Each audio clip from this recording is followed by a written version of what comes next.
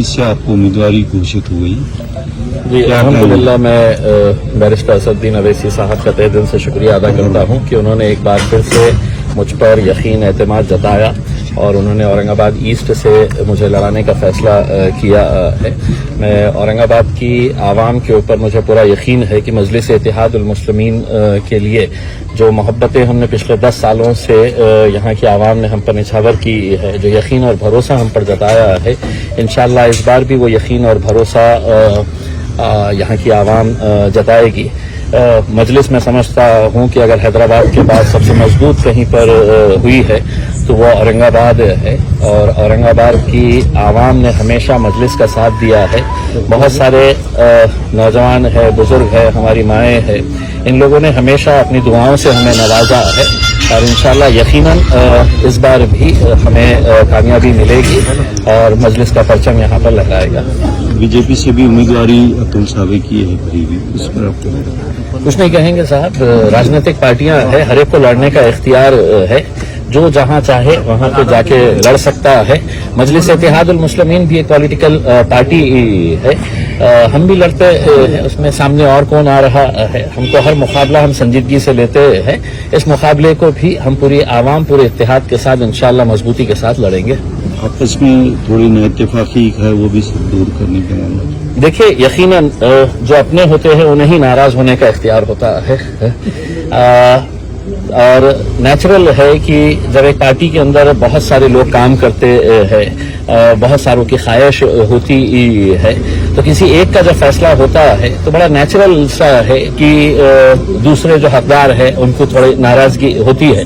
लेकिन मुझे यहाँ की पूरी आवाम के ऊपर मेरे जितने भी साथी है, देखिए मजलिस इत्तेहादुल मुस्लिमीन यहाँ पर जो कामयाबी हासिल की है किसी एक शख्स की वजह से नहीं हुआ है।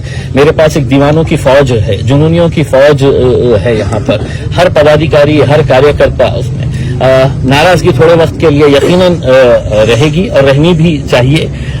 जैसे हमारे पास जब नासिर सिद्दीकी का नाम आया तो समीर साजिद भी एक बहुत ही मजबूत दावेदार था और मैं आपको यकीन के साथ कहता हूं कि 10 सालों के अंदर अगर इम्तियाज जलील यहां से एमएलए का इलेक्शन लड़ा, एमपी का इलेक्शन लड़कर जीता और दूसरा इलेक्शन भी जो अभी मैं 2024 के अंदर हारा, मैंने एक मरतबा एक स्टेटमेंट दिया था कि एक सगा भाई भी इतनी मेहनत नहीं कर सकता है जितना समीर ने मेरे लिए की थी।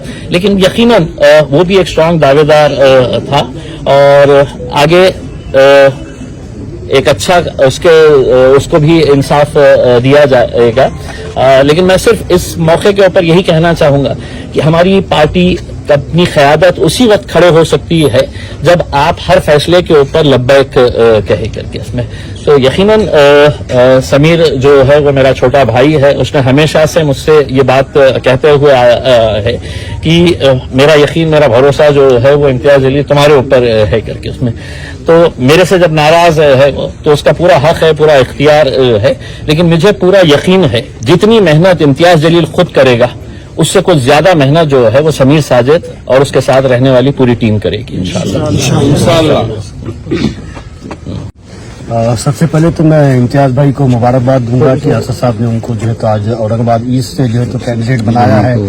2 बार जो दीवार नहीं गिर सकी, इंशाल्लाह इस बार इम्तियाज जलील साहब उस दीवार को जरूर गिराएंगे और ईस्ट कॉन्स्टिट्यूंसी से जो है एमएलए बनेंगे।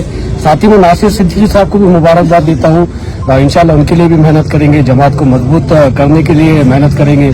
और जिस तरीके से इम्तियाज भाई ने कहा कि समीर का भरोसा इम्तियाज भाई पे है, तो अल्हम्दुलिल्लाह समीर का भरोसा पहले अल्लाह के ऊपर है और अल्लाह के बाद मेरे क़ायद के ऊपर है। अब जो हुक्म मेरे क़ायद की तरफ से आया है तो अल्हम्दुलिल्लाह लब्बैक कहता हूँ और पूरी ईमानदारी से मेहनत करेंगे और दोनों सीट्स को इंशाल्लाह जिताने की पूरी कोशिश करेंगे। नारे तकबीर।